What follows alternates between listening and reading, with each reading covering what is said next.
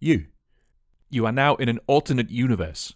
One where Steve Jobs was gunned down by an angry Steve Wozniak at the tender age of 25. It's one where Einstein fell in love with the patent office and became a full-time pencil pusher never to touch physics again. It's one where Churchill, who loved a good party, once drank a bit too much, went home, fell into a canal, and then sadly drowned.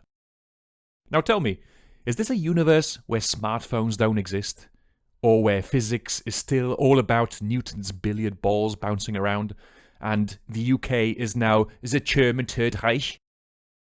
We love to think that the great will of great men is the thing that turn history.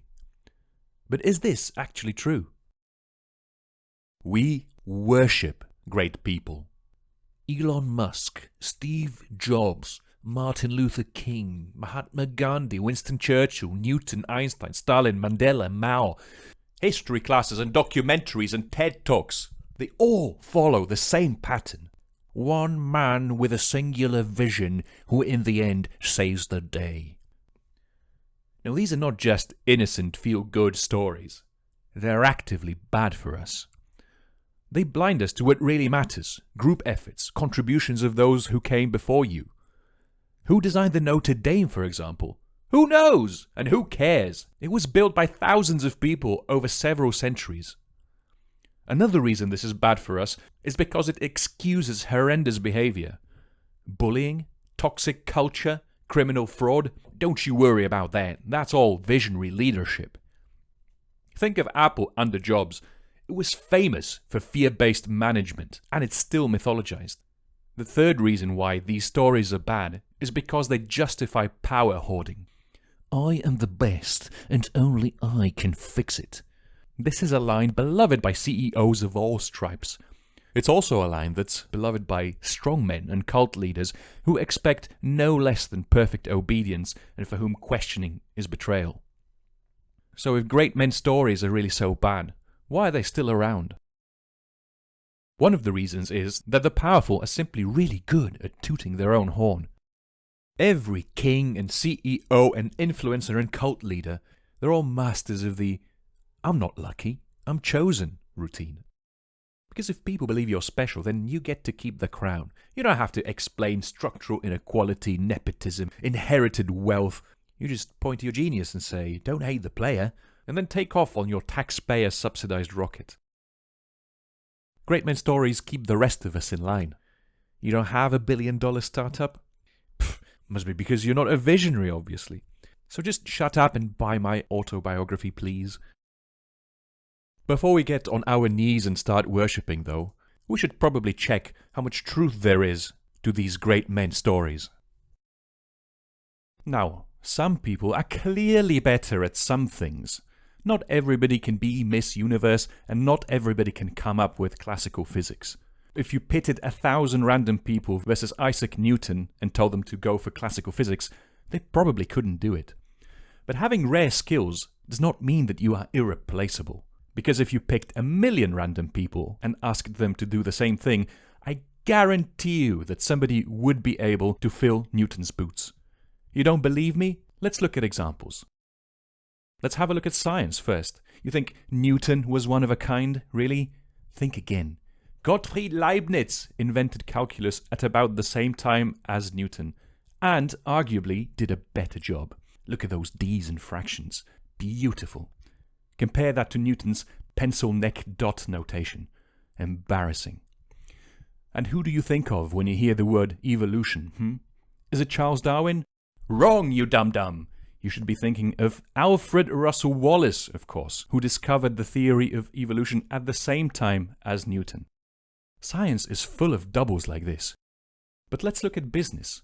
When Steve Jobs died, there was much hand-wringing in the media over Apple's decline, until Tim Cook steps in and Apple turns into this massive money-printing machine almost overnight.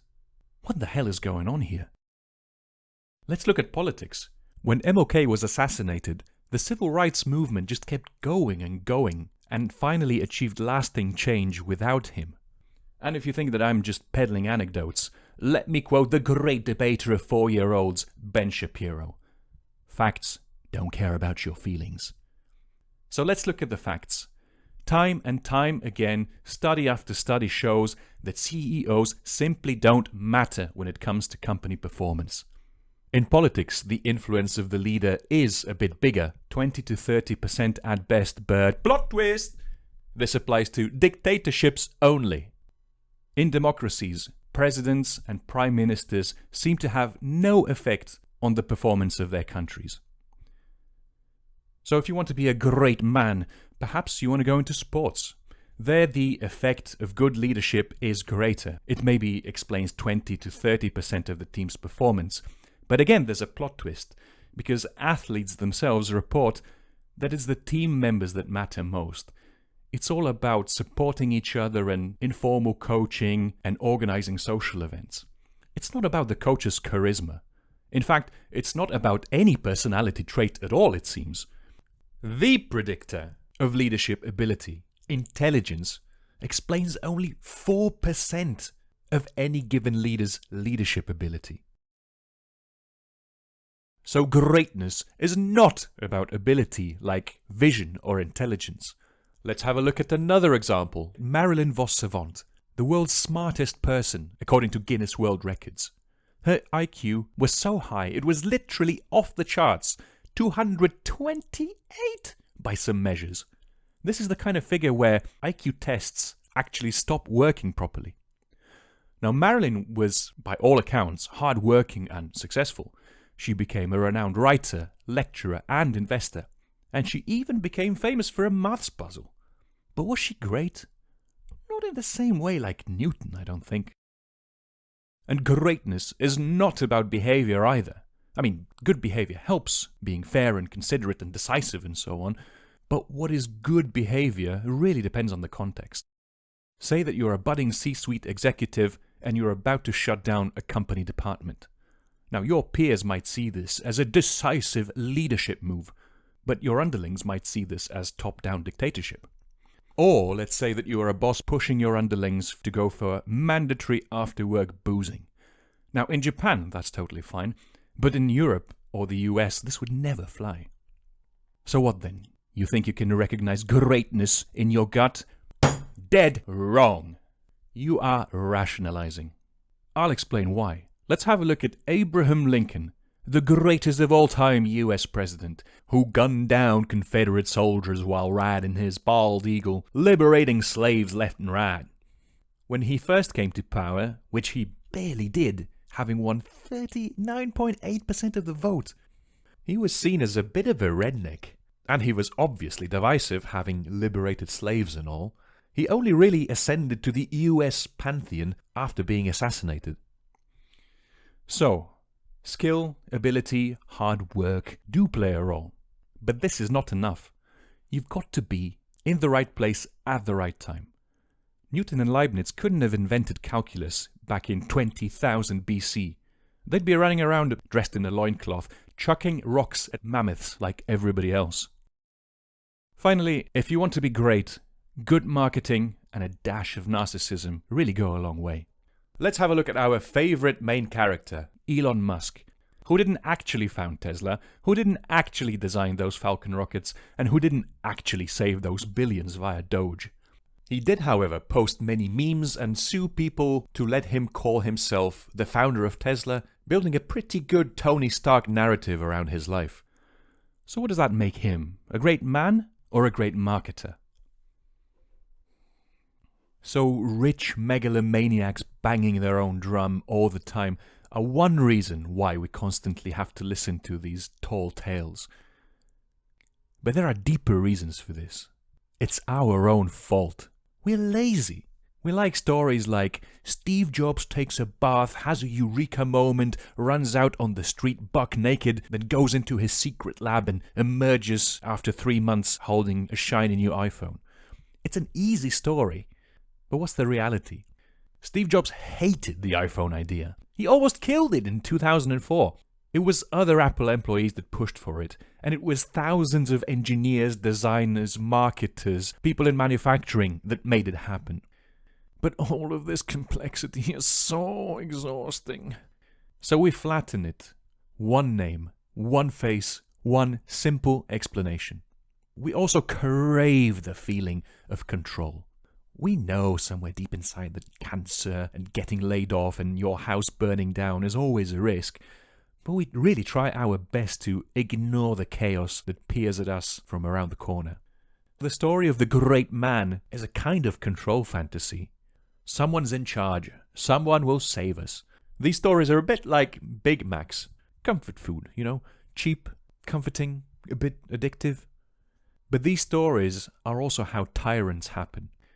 Almost every dictator in history was once a visionary leader, bold and decisive and charismatic. He was once the hero of his own story. Kim Il-sung, Heben Ririda of North Korea, who lived on holy Mount Pektu and led over 10,000 battles versus the Japanese imperial scum, and who was coincidentally also North Korea's best novelist, best philosopher, best architect, and best table tennis coach. And think of Russia under Stalin. Millions of innocent people were chucked into gulags under the pretense of Tоварищ Stalin just protecting the Russian people from capitalist rulers. The more we idolize them, the bigger the sins that we excuse. Let's be honest, we love to outsource responsibility. That's just too hard. Let the great man do it. Let the great man fix it. Let the great man become the system. And then we clutch pearls when he won't step down, or when dissent becomes treason. Tyrants don't usually take power, we give it to them, wrapped in faith and justified by fear and enabled by our own laziness. The great man story is a gateway drug to dictatorship. And God, do we love handing out those first hits. But the problem isn't heroes, it's worship. It's fine to have role models, but it's not fine to build altars and light candles and lick boots. So don't confuse a good story with the truth. Lincoln didn't free the slaves alone. He didn't carpet bomb Confederates from his bald eagle. It took legions of soldiers and rebels and runaways and lawyers and paperwork to make emancipation happen. And MLK, he wasn't some Wakandan prince. He was simply committed and strategic, like anyone can be. And don't forget, the movement went on without him. Now, great men are useful. One person, one mission. This simplicity focuses the story, and it makes us care because they are human characters. But we should think about these stories differently. So let's not ask who changed the world. We should ask instead, how did change happen?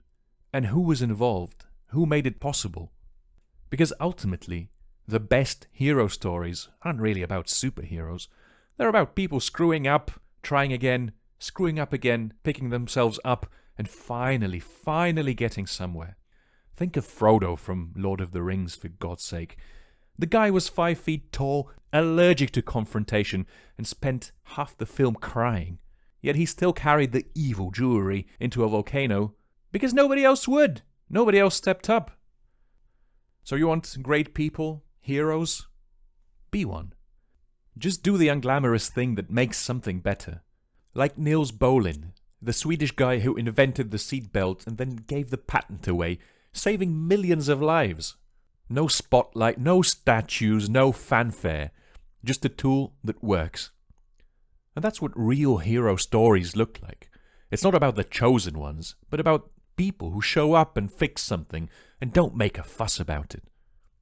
One small, boring, but life-saving decision at a time. And if you like this production, subscribe and tune in for more in the future.